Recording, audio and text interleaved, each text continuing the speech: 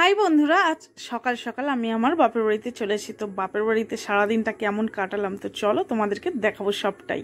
হ্যাঁ বন্ধুরা, আমি এই বাপের বাড়ি এসেছি।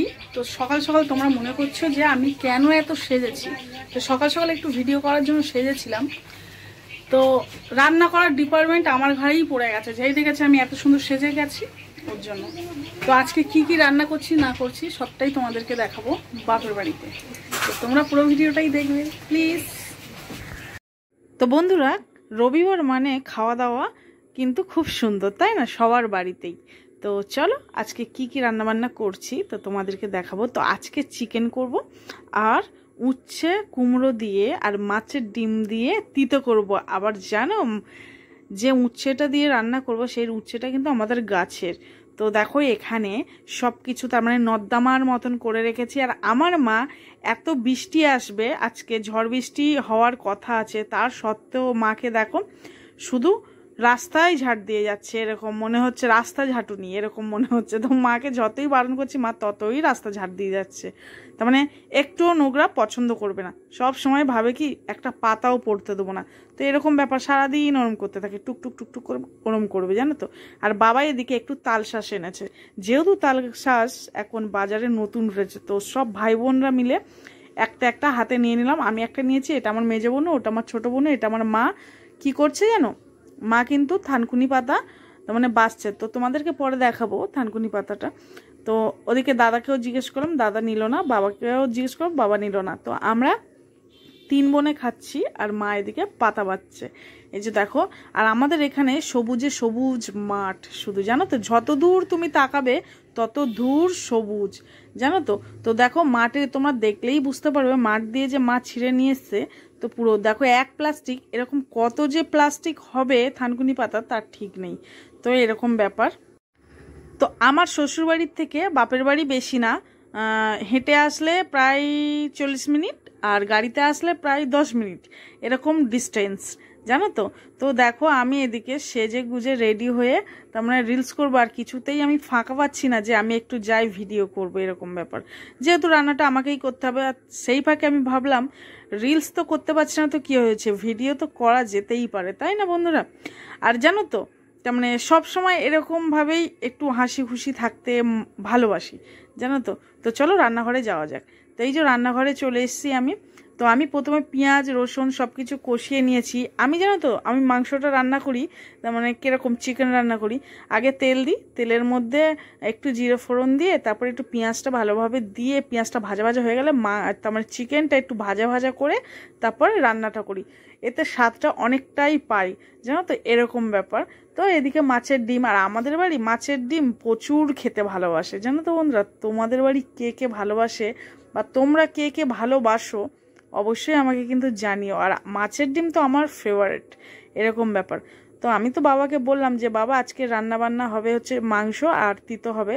তো এই তিতোটা যে উচ্ছেটার রেসিপি আমি তোমাদেরকে বলছি, এই রেসিপিটা কিন্তু অবভিয়াসলি আমি শ্বশুরবাড়িতে এসে জেনেছি, যেহেতু আমি শাশুড়ির হাতে এই রান্নাটা খেয়েছি। আমি কিন্তু আগে জানতাম না, খেয়ে আমার খুব ভালো লেগেছে। তারপরে এই উচ্ছের রেসিপিটা তার মানে আমি নিজেও ট্রাই করি, নিজেরও খুব ভালো লাগে, আর সবাইকে খাইয়েছি, সবাইয়েরও খুব ভালো লাগে। তো বন্ধুরা, তোমরাও বাড়িতে কোনো দিন যদি এরকম তার মানে উচ্ছে কুমড়ো একসাথে থাকে আর সঙ্গে থাকে মাছের ডিম, কাতলা মাছ আর রুই মাছ, ঝাই মাছ হোক, তোমরাও একবার কিন্তু ট্রাই করে দেখতে পারো। সারা তার মানে থালার ভাত চেটে পুটে খাবে, এটা আমার গ্যারান্টি, সত্যি। তো আমার চিকেনটা এখন তো ভালো করে আমি কষিয়ে নেব। হ্যাঁ, কষিয়ে নিয়ে তার মানে আমি ভাবছি কত তাড়াতাড়ি রান্নাটা করব আর কত তাড়াতাড়ি একটু বাইরে যাব। আর বাইরেতে এতটাই মেঘলা করেছে আর গুড়গুড় করছে আকাশটা, তোমাদেরকে কি বলবো। আর দেখো রান্না করতে করতে একটু টিফিনও হয়ে যায়, দেখো বাদাম ভাজা, ঝুড়ি ভাজা, চানাচুর এরম টাইপের। আর আমার মুখ সবসময় চলতে আছে, জানো তো, আমি কিন্তু খেতে খুব ভালোবাসি। আর আমার এখন ওয়েট হয়ে গেছে প্রায় 60-65 তো হবেই হবে, গ্যারান্টি। মানে এরকম টাইপের 60-65 হবে। তো তোমাদের দাদাভাই যখন আমাকে ভালোবেসেছিল তখন কিন্তু আমার ওয়েট ছিল 45, আমার 40 আর 5, ঠিক আছে, 45 কেজি ওয়েট ছিল। আর এখন সেটা আমার বেড়ে 60-65 হয়ে গেছে, এরকম ব্যাপার। দেখছো আমার কতটাই মোটা হয়ে গেছি। তো তো দেখো আজকে আমি যে চিকেনটা হবে এটা কিন্তু পোলট্রির মুরগি না, এটা হচ্ছে ওই যে কালভেট মুরগি বলে না, অনেক অনেক ওয়েট থাকে সেই মুরগিগুলো। তো ওর জন্য কী বলতো, এই মুরগির মাংস একটু দেশি মাংসর মতো, ওর জন্য আমি প্রেশারের মধ্যে দিয়ে এটা সিটি দেবো, নাহলে নরম না হলে কেউ খেতে পছন্দ করে না, জানো তো। আর আমি শক্ত খুব পছন্দ করি, আমার বোনেরা কেউ শক্ত ভালোবাসে না, আমি একটু শক্ত খুব ভালোবাসি। কিন্তু আমার জন্য কি আমি রান্না করছি? সবার জন্য করছি, তাই না বন্ধুরা? তো এইটা আমার দাদা মাংস কষা হলেই গন্ধতে চলে আসে, তার মানে এটা আমাদের ভাই বোনের নিয়ম। মা যখন করে আমরা 4 ভাই বোনের লাইন দিই, আর আমি যখন করি তখন দাদা, এরকম একটা বাটিতে তোলা হলো, 3 বোনে খাওয়া হলো, এরকম ব্যাপার। তো ওই জন্য দাদাকে দিয়ে দিলাম। আর এদিকে এই যে গাছের উচ্ছে কাটা হচ্ছে, তো গাছটা তো দেখানো হলো না, অন্য কোনো ভিডিওতে আমি অবশ্যই তোমাদেরকে শেয়ার করব আমাদের ঘরের পিছনে কতটা বাগান হয়েছে। আর এখানে আমার ছোট্ট সোনাই ওর মিমির সাথে খুব দুষ্টুমি করছে দেখো। আর বড় যত হচ্ছে তত কিন্তু দুরন্ত হয়ে যাচ্ছে দেখো বন্ধুরা।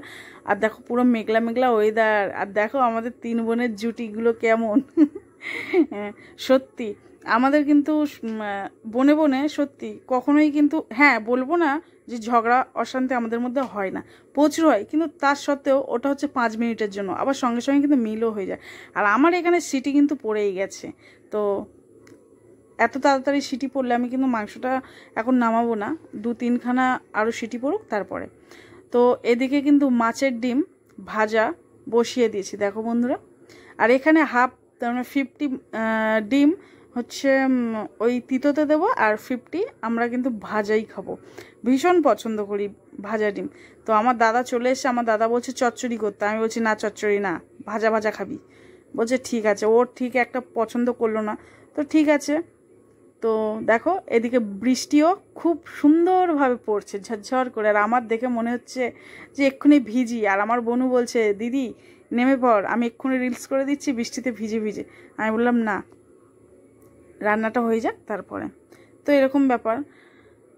আর এখানে দেখো এবার চলো সবাইকে দেওয়া যাক, কে কে খায় আর কে কে খায় না তোমাদেরকে এক্ষুনি প্রমাণ দেখাচ্ছি।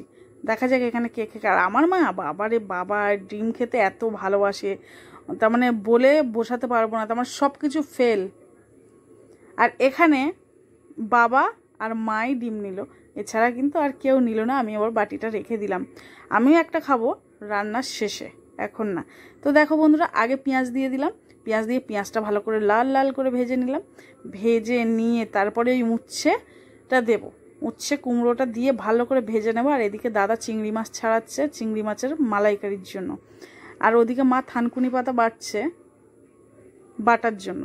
তো সবটাই দেখাবো। আর এখানে দেখো ওই যে উচ্ছের রেসিপিটা হয়ে গেল, ওই যে কুমড়ো উচ্ছে দিয়ে ভালো করে ভাজা ভাজা করে ডিমটা আগে ভেজে তুলে নেবে, তুলে নেওয়ার পরে কুমড়ো উচ্ছেটা ভাজা হয়ে গেলে ওর উপর ডিমটা দিয়ে ভালো করে লঙ্কা টঙ্কা দিয়ে একটু নেড়ে চেড়ে নুন টুন দিয়ে সুন্দর যেরমটা রান্না হয় সেরমটাই করে নেবে স্বাদ মতো। তো সেরকম। আর এখানে দেখো প্রেশার কুকার তো খুলেই ফেললাম। আর এদিকে দেখো কালারটা একদম মনে হচ্ছে খাসির মাংস, কিন্তু খাসির মাংস আমি একদম পছন্দ করি না, খাইও না সত্যি। তো এর জন্য দেখো মনে হচ্ছে, আমি তাই তোমাদেরকে বললাম। তো দেখো বেশ ভালোই লাগছে তাই না বন্ধুরা। তো রান্নাটা মোটামুটি খারাপ করি না, আবার মাঝে মাঝে একটু ডিস্টেন্স, তার মানে আনব্যালেন্স হয়ে যায়, কেমন একটু ঝাল হয়ে যায়, একটু নুন হয়ে যায়, এরকম ব্যাপার। তো কোন দিন কেমন রান্না হয় বলা যায় না। তো রান্না তো মন দিয়েই করি, তো বাড়ির সবার যদি ভালো লাগে নিজেরও খুব কিন্তু ভালো লাগে। কিছু কিছু সময় খারাপ হয়ে গেলে নিজেরও মনটা খারাপ হয়ে যায়। তো এখানে আমার 2টো রেসিপি রেডি হয়ে গেছে, এখনও বাকি আছে। তো চলো মা ওদিকে থানকুনি পাতা বাটবে, তোমাদেরকে একটু দেখাই। আর বন্ধুরা এই থানকুনি পাতার উপকারিতা প্রচুর বেশি জানো তো। তোমাদের যদি কারোর আমেশা পটি হয়, এই থানকুনি পাতা কোথাও পেলে তো ভালো, নাহলে বাজার দিয়ে কিনে এনে এরকমভাবে বেটে একটু তেল আর একটু নুন দিয়ে ভাত দিয়ে মেখে খেও, তো চট জলদি সব ঠিক হয়ে যাবে। সত্যি বলছি, প্রমিস করছি, একদিন করেই দেখো। তো বন্ধুরা আমার আজকে পুরো ভিডিওটা কেমন লাগলো তোমরা অবশ্যই কিন্তু আমাকে জানাতে ভুলবে না। আর ভালো লাগলে অবশ্যই একটা লাইক কমেন্ট শেয়ার করো, আর আমার পাশে থেকো, আমাকে একটু এরকমভাবেই সাপোর্ট করো প্লিজ বন্ধুরা। তো অনেক দিন ধরে ভিডিও দিয়েই যাচ্ছি, কোনো কাজও দেখছি না বা কিছু দেখছি না। তো যাই হোক, তোমাদেরকে রিকোয়েস্ট করলাম। তো তোমরা ভালো থেকো, সুস্থ থেকো, টাটা বাই বাই।